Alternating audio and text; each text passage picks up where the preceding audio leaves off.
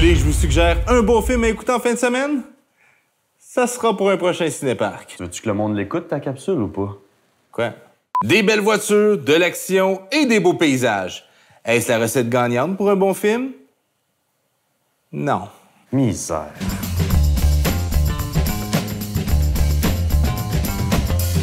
Commençons par décortiquer les points vendeurs inscrits sur l'affiche du film.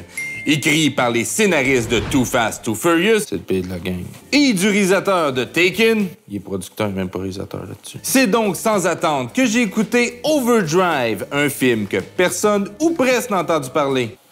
J'aurais même mieux pas d'en entendre parler aussi. Un film avec des voitures à profusion et une sélection que nous sommes peu habitués à voir au grand écran. Le film se démarque avec un choix de véhicules rares, dispendieux et peu communs. Bien sûr, il y a les voitures modernes comme cette BMW M3 2014 qui ouvre le bal des poursuites, qui, soit dit en passant, se déroule à 0 km/h en position park.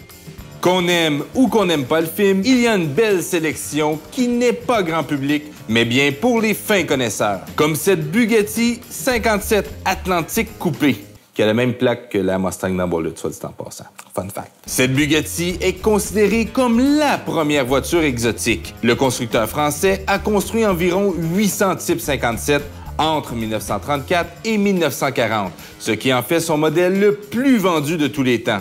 Une de ses variantes, la Type 57 Atlantique coupée, figure parmi les automobiles les plus rares et les plus précieuses au monde, avec une valeur qui dépasse les 40 millions de dollars. Ça, c'est assez ironique.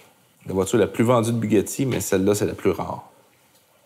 Seuls 4 exemplaires ont été construites, dont 3 répertoriés aujourd'hui. Il y a donc une Atlantique coupée qui a complètement disparu de la map, avec de fortes spéculations qu'elle serait cachée. Surnommée la voiture noire, elle était la voiture modèle pour les salons de l'auto de Nice et de Lyon en 1937. Il n'existe aucune trace de la voiture, mais si elle est retrouvée, elle serait évaluée à 114 millions de dollars, selon Bugatti, ce qui ferait d'elle le barn find le plus lucratif de l'histoire. Ouais, tu pourrais acheter 5300 Toyota Corolla avec cet argent-là. Pour retourner aux voitures du film, pas besoin de vous dire qu'elles ne sont pas toutes des modèles originaux et plusieurs véhicules sont des répliques, comme cette AC Cobra 427 ou bien cette réplique de la Porsche 356A Speedster. Dans les belles répliques, cette Ferrari 250 GTE qui se déguise en 250 GTO fait belle figure. Tu sais combien ça vaut, une GTO authentique? Non. Il y en a une qui s'est vendue 70 millions de dollars. Quoi? 70 millions de dollars. Mais quelques pièces rares et authentiques font aussi leur apparition, comme ce garage rempli de Ferrari, cette Dodge 6 qui aurait appartenu à Al Capone, une magnifique Jaguar XK 120 de 1953, une historique Alfa Romeo 158 ou ce camion Renault Magnum 1996. Quoi? Ben, c'est une joke. Il y en a qui aiment ça, des camions, Matt. Et cette Nissan Micra 1994. OK, là, c'est une joke. Des très bonnes voitures, les Micra. C'est fiable, c'est économique. Avec le prix de l'essence aujourd'hui, mon homme, là, t'en veux une Micra. Voici un top 5 des choses inimaginables et improbables pour un amateur de voitures. Numéro 1. On n'a aucune crainte à s'asseoir sur des artefacts de plusieurs millions de dollars. C'est non. Aucun respect. Numéro 2. Personne ne laisse les clés sur le contact de l'une des voitures les plus dispendieuses du monde. Numéro 3. La Jaguar E-Type roule sans tomber en panne. Yeah, right. Numéro 4. Aucun collectionneur de prestige ne pointe une arme à feu sur ses propres voitures de collection.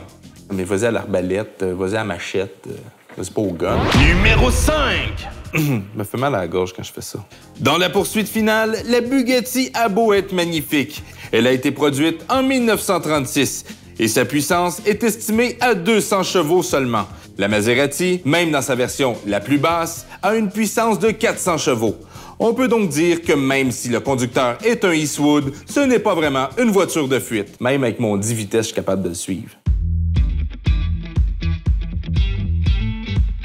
Je dois avouer que j'ai souri quelques fois et que mes yeux ont été satisfaits grâce à de beaux paysages et une belle sélection de voitures.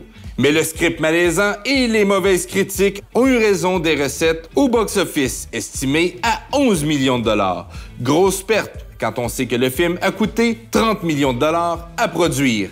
Mais l'histoire nous démontre une règle qui est créée au cinéma avec les classiques automobiles, que le succès vient souvent bien après. Comme Bullitt, qui perdit 5 millions sur les 5,5 millions investis. Le Mans, qui perdit 2 millions de dollars en 1971. Ou bien Italian Job, de 1969, qui ne revit que 130 000 dollars des 3 millions de dollars investis de leur budget. Des films qui sont devenus, au fil du temps, des ouvrages reconnus pour s'élever au titre de chef-d'œuvre de l'histoire des films de char! Ça fait que tu penses que Overdrive va devenir un chef-d'œuvre? Non, c'est sûr que non. Fait que c'est fini? Oui.